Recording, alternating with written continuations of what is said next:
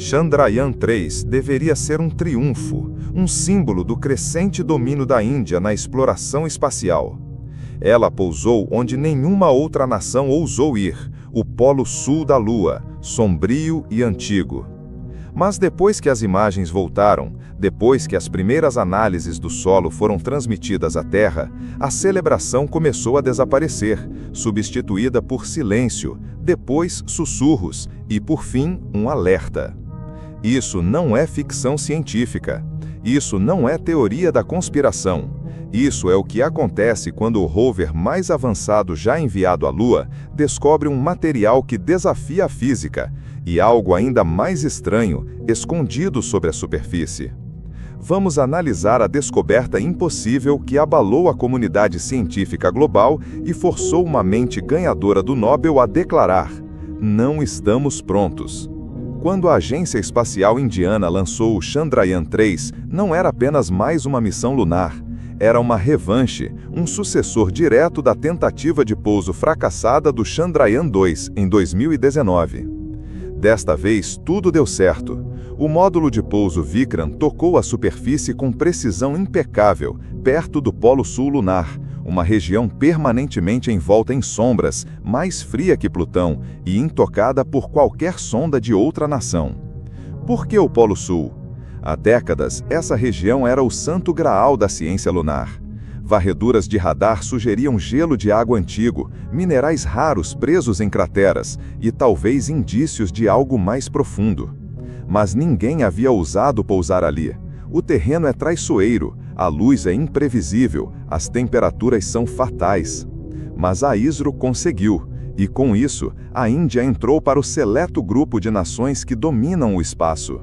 Os primeiros dados da missão confirmaram o que os cientistas esperavam: água congelada, poeira de silicato e metais úteis como magnésio e alumínio, a receita perfeita para futuras bases lunares.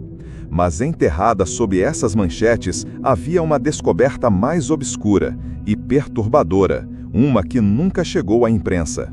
À medida que o rover Pragyan avançava pela poeira lunar, começou a escanear a superfície com espectrômetros de última geração, com o objetivo de identificar a composição química exata do solo.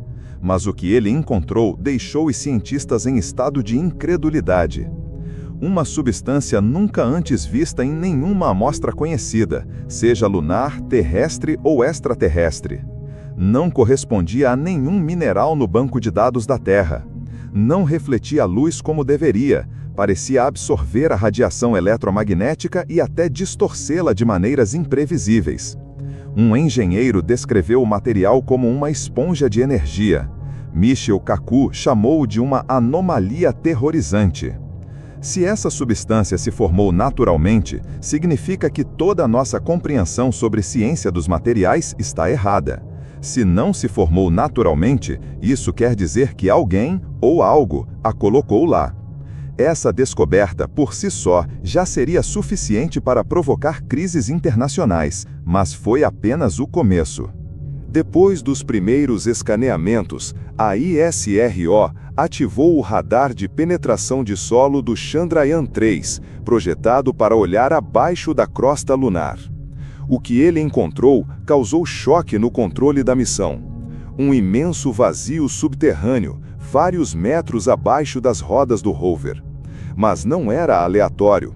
Os sinais do radar revelaram formações geométricas, linhas retas, ângulos simétricos, grades repetitivas.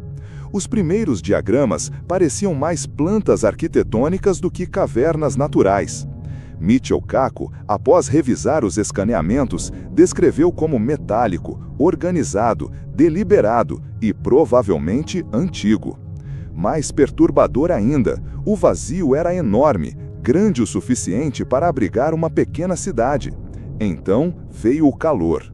Instrumentos começaram a detectar flutuações térmicas estranhas, que subiam e desciam sem influência solar. A Lua, geologicamente morta há bilhões de anos, estava mostrando sinais de energia interna. Seria calor residual de materiais desconhecidos? Um sistema funcional? Uma estrutura artificial ainda ativa?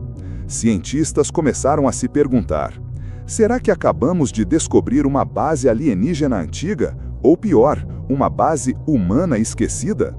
Nos dias que se seguiram aos escaneamentos subterrâneos, o rover Pragyan começou a agir de forma errática. Parou de responder a comandos. Enviava pacotes de dados corrompidos. Seus movimentos, antes precisos, tornaram-se imprevisíveis. A ISRO afirmou que era falha mecânica, mas nos bastidores, os engenheiros não estavam convencidos. Um deles afirmou anonimamente que os problemas começaram exatamente quando o rover passou sobre a parte mais profunda da anomalia. Outro sugeriu que o material desconhecido pode ter causado interferência eletromagnética, prejudicando os sistemas do rover. E então veio o silêncio absoluto. Pragyan parou de transmitir. Não era apenas uma falha de hardware, era um mistério sobre um aviso sobre uma descoberta. Se o que está sobre o polo sul da Lua é antigo e ainda ativo, então cada passo que damos pode estar ativando um sistema que não compreendemos. Michio Kaku pediu uma coalizão global e alertou: talvez tenhamos acabado de despertar algo que não deveria ser tocado. Com a notícia do silêncio de Chandrayaan-3, governos ao redor do mundo começaram a prestar atenção. O desaparecimento do rover, a substância misteriosa, a cavidade geométrica, tudo isso ativou protocolos internacionais de segurança, normalmente reservados para eventos nucleares.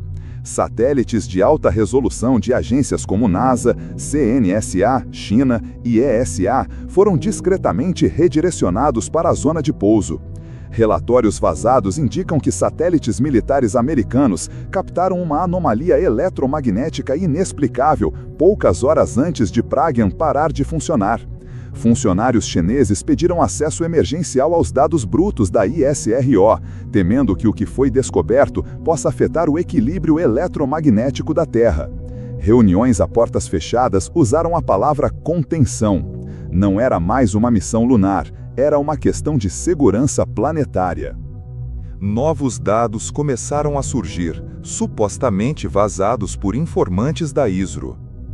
Esses arquivos indicam que as amostras analisadas por Pragyan não apenas continham compostos desconhecidos, mas materiais com propriedades fotônicas nunca antes observadas. O material parecia ser fotonicamente negativo. Absorvia luz em todos os espectros visíveis e infravermelhos, era capaz de distorcer ou até cancelar campos eletromagnéticos ao redor. Isso sugere que o material pode ser metaestável ou até artificialmente criado. Uma descrição vazada o chamou de matéria escura ótica. Se confirmado, isso significa que o polo sul da Lua contém um material que interage com a luz e a energia de maneiras que antes pensávamos ser impossíveis. Um material que, em teoria, poderia esconder regiões inteiras de qualquer detecção, ou até mesmo camuflar uma estrutura contra qualquer tipo de escaneamento óptico. Se tal tecnologia existe ou já existiu na Lua, então nosso entendimento da física não está apenas incompleto, está obsoleto. Com o mundo observando e o Chandrayaan-3 agora silencioso sob as sombras lunares, a pergunta mais assustadora não é o que encontramos, mas o que acontece agora. E se a Lua não for apenas uma rocha sem vida, mas um recipiente, um vaso, que guarda tecnologia ou informações de um passado tão distante que precede a história conhecida? E se, na nossa curiosidade, nossas sondas tenham começado a destrancar algo que nunca deveria ser acessado novamente? E se o silêncio de Pragyan não for uma falha, mas um aviso? Na entrevista mais recente, Michio Kaku concluiu com uma frase assustadora: há coisas enterradas neste universo que nunca deveríamos ter tocado, e agora, talvez, tenhamos tocado uma delas. Chandrayaan-3 deveria ser um marco científico, um símbolo de progresso, uma bandeira cravada não por arrogância, mas por esperança. Mas o que ela descobriu talvez não seja um triunfo, talvez seja um limiar. E se o polo sul da Lua não estava intocado por acidente? E se ele foi evitado de propósito? E se, sob suas crateras congeladas e sombras eternas, algo antigo espera silencioso, enterrado e observando? Não uma mensagem, não um sinal, mas uma pergunta. Eles voltarão? Construímos uma máquina, enviamos-a através do espaço, e quando ela tocou aquele lugar, perdemos o controle. Não apenas de um rover, mas da narrativa. E agora, enquanto cientistas globais se calam, satélites se recalibram e físicos emitem alertas em vez de teorias, uma verdade se torna impossível de ignorar. Não fomos os primeiros a chegar, e talvez não sejamos os únicos observando. E você? O que você acredita que o Chandrayaan-3 realmente descobriu? Uma tecnologia antiga, uma anomalia natural ou um remanescente de algo que não é deste mundo? Deixe sua opinião nos comentários. Compartilhe este vídeo se você acredita que essa descoberta não é o fim de uma missão, mas o início de um mistério muito maior do que a Lua. E não se esqueça de se inscrever no canal.